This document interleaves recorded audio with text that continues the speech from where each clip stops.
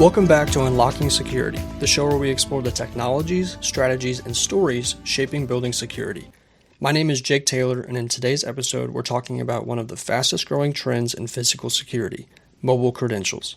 If you've ever used your phone to unlock your car, pay for groceries, board an airplane, or check into a hotel room, then you've already experienced what the future looks like. The question is, are physical access cards and key fobs becoming obsolete, or do they still have a place? Today we'll discuss what mobile credentials are, how they work, why organizations are adopting them, what the benefits and challenges are, and whether they truly are the future of access control. Let's get into it. What are mobile credentials? At the most basic level, a mobile credential allows your smartphone to function as your access badge. Instead of carrying a plastic access card, a key fob, or a physical key, you simply use your phone to gain access. Depending on the system, you might tap your phone against a reader, hold it near a reader, use Bluetooth, use NFC, or simply walk up to a door and have it automatically unlock. The experience is becoming increasingly similar to using Apple Pay or Google Wallet. The credential exists digitally rather than physically. Why are they becoming so popular? The answer is simple. Most people never leave home without their phone. Think about it. How often have you forgotten your wallet? How often have you forgotten your office badge? But now ask yourself, how often have you forgotten your phone? For most people, the answer is almost never. Organizations have realized that employees are already carrying a powerful authentication device in their pocket every day. Why issue another credential if they don't have to? How do mobile credentials work? Without getting too technical, there are a few common technologies used. Bluetooth Low Energy, or BLE. This is the most common. Your phone communicates with the reader using Bluetooth. Some systems require you to open an app, others work while the phone remains in your pocket. I mentioned this earlier, but Near Field Communication, or NFC. This is similar to how contactless payment systems work. You tap your phone near the reader, the interaction is quick and secure. Some newer platforms allow credentials to be stored directly inside your Apple Wallet or Google Wallet. This creates a very familiar user experience. Many people don't even realize they're using a security credential. It works the same way as using your phone to pay for groceries using Tap to Pay. The advantages of mobile credentials. So let's talk about why organizations are making the switch. The first one being convenience. This is the biggest benefit. Most users already carry their phone. They don't need a badge holder, there's no key ring, no extra item to remember. Easier credential management is another benefit. If you think about traditional access cards, you have to buy them, print them if you put things on the card itself, you have to program them, and you have to distribute them out to employees or residents. If someone loses one, you have to replace it. Mobile credentials simplify that process dramatically. Many systems allow administrators to issue credentials remotely. In some cases, it takes less than a minute. Mobile credentials also offer improved security. Traditional cards can be lost, stolen, shared, or cloned. Modern mobile credentials typically use encryption and secure communication methods. In many cases, they're significantly more secure than older proximity cards. Faster offboarding is another huge benefit.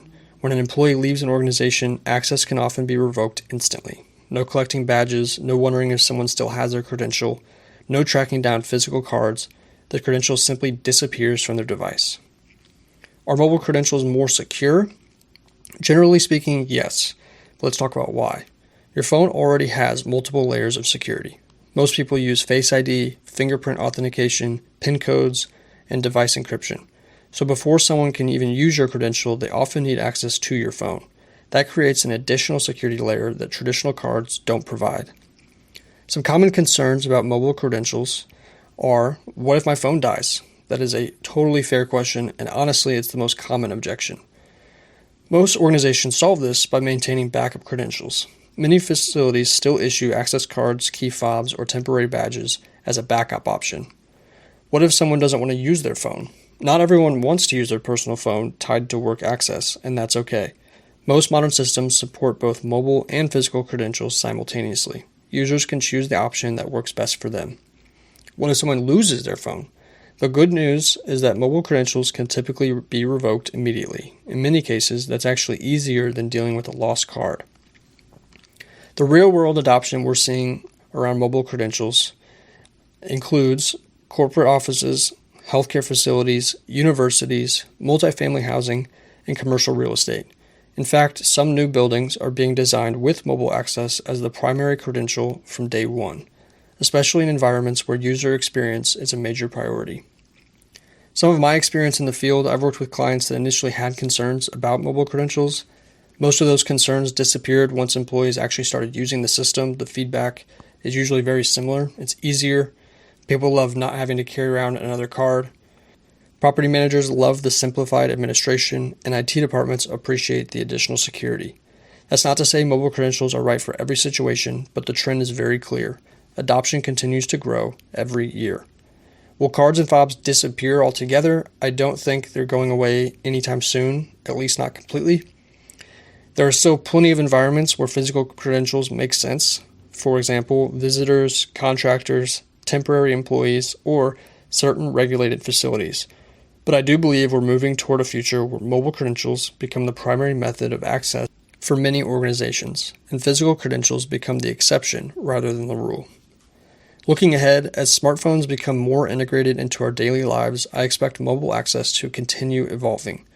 We're already seeing wallet-based credentials, touchless entry experiences, enhanced encryption, and improved integrations. The user experience is getting better, the security is getting stronger, and the technology is becoming more accessible. So here are my final thoughts. There's one thing I want you to take away from today's episode, it's this.